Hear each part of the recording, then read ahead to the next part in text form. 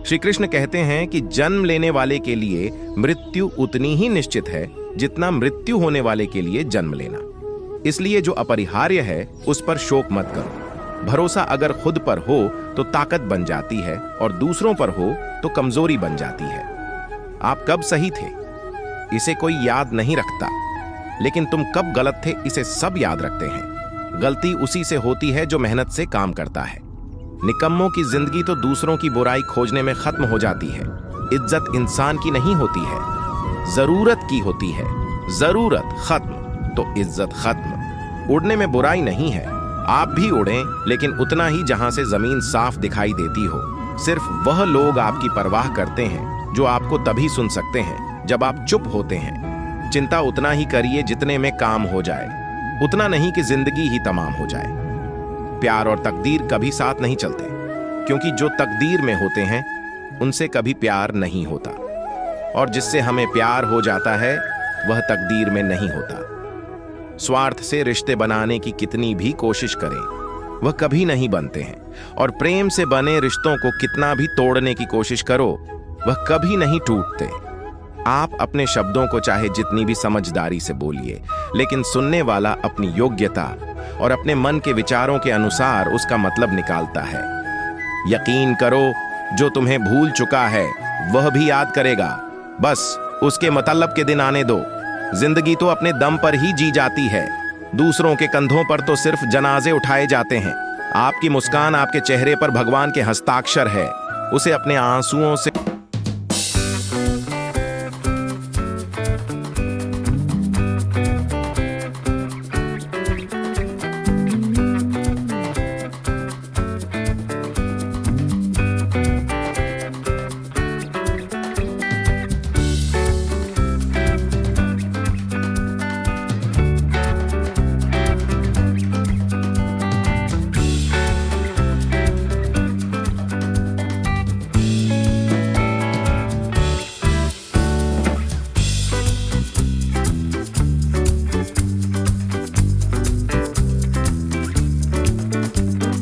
उसे दूसरों के दुखों पर हंसी आने लगती है। हे भारतवंशी, शरीर में रहने वाले का वध कभी नहीं किया जा सकता, अतः तुम्हें किसी भी जीव के लिए शोक करने की आवश्यकता नहीं है। समय यही सिखाता है कि जिंदगी किसी का इंतजार नहीं करती और न ही किसी के लिए रुक सकती है। कोई भी व्यक्ति हमारा मित्र या शत्रु बनकर संसार में नहीं आता। हमारा व्यवहार और शब्द ही लोगों को मित्र और शत्रु बनाता है। जो व्यक्ति हर वक्त दुख का रोना रोता है, उसके द्वार पर खड़ा सुख बाहर से ही लौट जाता है। दूसरों से सहारा लेने पर व्यक्ति का खुद का अस्तित्व खत्म हो जाता है। जिस प्रकार सूर्योदय होने पर चंद्रमा अपनी चमक खो बैठता है, वैसे ही महान वही है जो अपने बल पर खड़ा हो।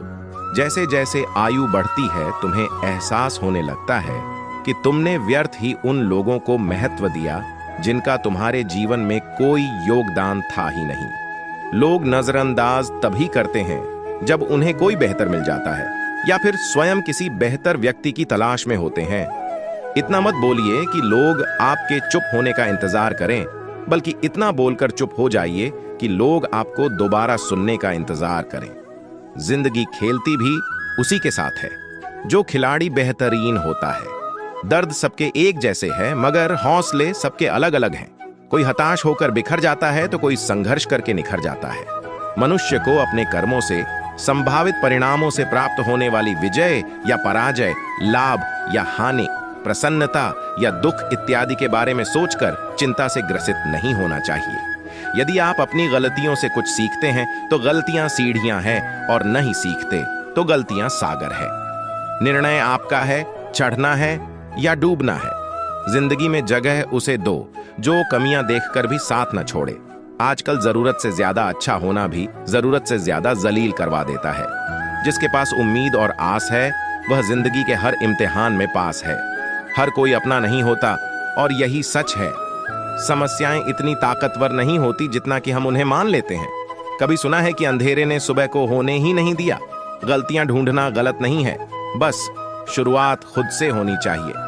जरूरी नहीं हर बार आपके शब्दों को सही समझा जाए, इसलिए कभी कभी चुप रहना ही ज्यादा बेहतर होता है। जो जितना अधिक शांत होता है वह उतनी ही गहराई से अपनी बुद्धि का प्रयोग कर सकता है। अहंकार न पालिए जनाब। वक्त के समंदर में कई सिकंदर डूब गए। निंदा से घबराकर अपने लक्ष्य को कभी न छोड़ें, क्योंकि लक्ष्य मिलते ही निंदा करने वालों की राय बदल जाती है। आपकी हार और जीत आपकी सोच पर निर्भर करती है, इसलिए मान लो तो हार ही होगी और ठान लो तो जीत ही होगी। कभी उसको नजरअंदाज न करें जो तुम्हारी बहुत परवाह करता है, वरना किसी दिन तुम्हें एहसास होगा कि पत्थर जमा करते हुए तुमने एक हीरा गवा दिया। कोई आदमी चाहे लाख चीजें जान ले, वह पूरे जगत को जान ले, लेकिन अगर वह खुद को नहीं जानता तो वह अज्ञान है। अगर कोई आपको ठुकरा दी तो बुरा मत मानना, क्योंकि वह वास्तव में आपकी कीमत नहीं जानते हैं। हकीकत में भगवान तो हर इंसान के अंदर है। खुद में उतर कर देख कितना आनंद मंजर है। कुछ खोने वाले कुछ पाने की कद्र करते हैं। जब सुखी हो तो कृष्ण को मत भूलना, और जब दुखी हो तो कृष्ण पर विश्वास रखना। किसी को कुछ कहने से पहले एक बार यह जरूर सोच लेना कि अगर वही शब्द कोई आपसे कहे तो आपको कैसा महसूस होगा। सिर्फ सुकून ढूंढिए। जरूरतें कभी भी पूरी नहीं होती। जिंदगी में सारा झगड़ा ख्वाहिशों का है। न तो किसी को गम चाहिए न किसी को कम चाहिए। जिसके इरादे हमेशा साफ होते हैं, कई बार लोग उसी के खिलाफ होते हैं। भविष्य के बारे में तनाव मत लो, वह अभी तक आया नहीं। वर्तमान में जियो और इसे खूबसूरत बनाओ। हमेशा शांत रहो। इससे आप जीवन में खुद को बहुत मजबूत पाएंगे, क्योंकि लोहा ठंडा होने पर ही मजबूत होता है और गर्म होने पर उसे किसी भी आकार में ढाल दिया जाता है। झूठ की खरीदारी ज्यादा दिन तक नहीं टिकती। सच एक ही सही अंत तक साथ देता है।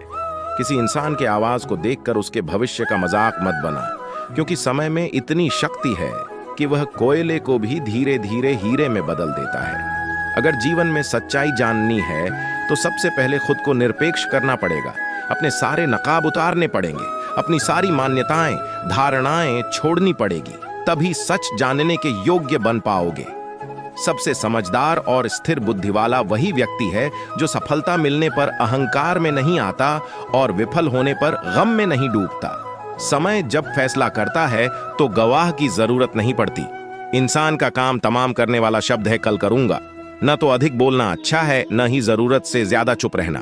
जैसे बहुत अधिक वर्षा होना भी अच्छी बात नहीं है और बहुत अधिक धूप भी अच्छी नहीं होती। विचार कीजिए, हमारा जन्म हमारी मर्जी से नहीं होता, न हमारा मरण हमारी मर्जी से होता है। इस जन्म मरण के बीच में होने वाली सारी व्यवस्था हमारी मर्जी से कैसे हो सकती है?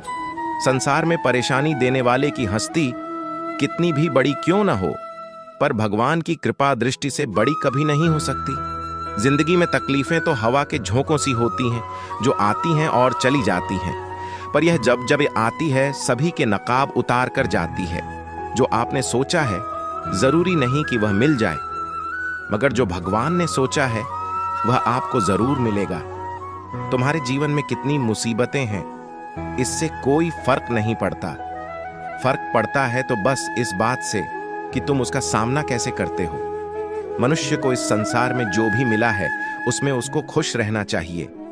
जो नहीं मिला है उसके लिए दुख नहीं मनाना चाहिए। जो नहीं मिला है उसके लिए दुख नहीं मनाना चाहिए।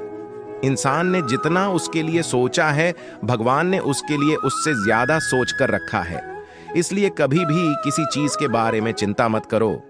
प्रभु श्री राम ने घर में विरोध सहा है, कान्हा ने भी समाज में बहुत सहा है, और यह आपके साथ भी होगा।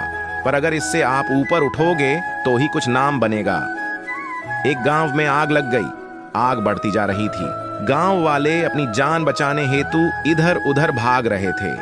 एक चिड़िया ने इस दृश्य को देखा और अपनी चोंच में पानी भरकर आग बुझाने का प्रयास करने लगा।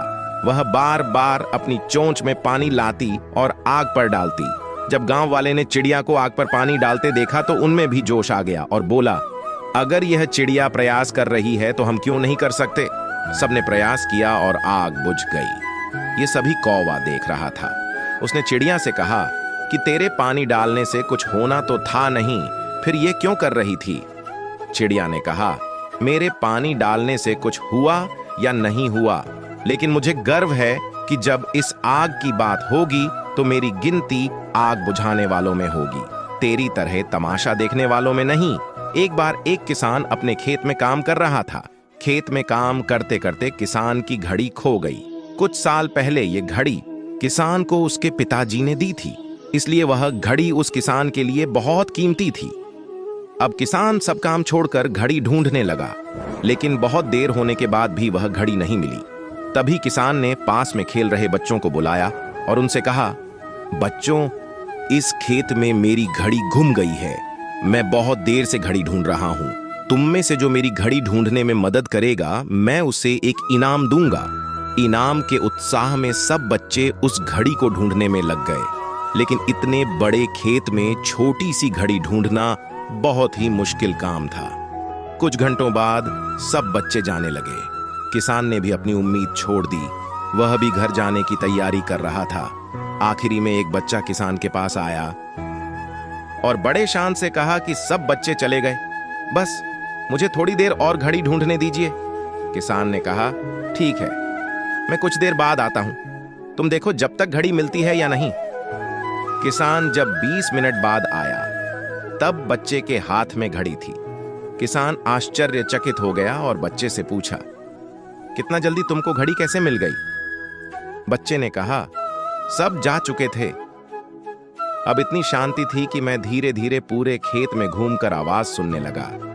जैसे ही शांति में मुझे आवाज सुनाई दी, वैसे मुझे पता लग गया कि घड़ी कहां पर है। जब हमारा दिमाग शांत होता है, हड़बड़ी चिंता खत्म हो जाती है और आसपास का शोर भी खत्म हो जाता है, तो हमारा दिमाग अपने आप काम करता है और हमें सही दिशा दिखाता है। इसीलिए अपने आप को हमेशा शांत रखने का कोशिश करो। जितना शांत रहोगे, उतना दूर तक आप सोच सकते हो। हम आशा करते हैं कि आप लोगों को ये वीडियो जरूर पसंद आई होगी। अगर आप लोगों को ये वीडियो पसंद आई हो तो हमारी वीडियो को लाइक करें। ऐसे ही जीवन बदलने वाली वीडियोस के लिए हमारे चैनल को सब्सक्राइब करें। जय श्री कृष्ण।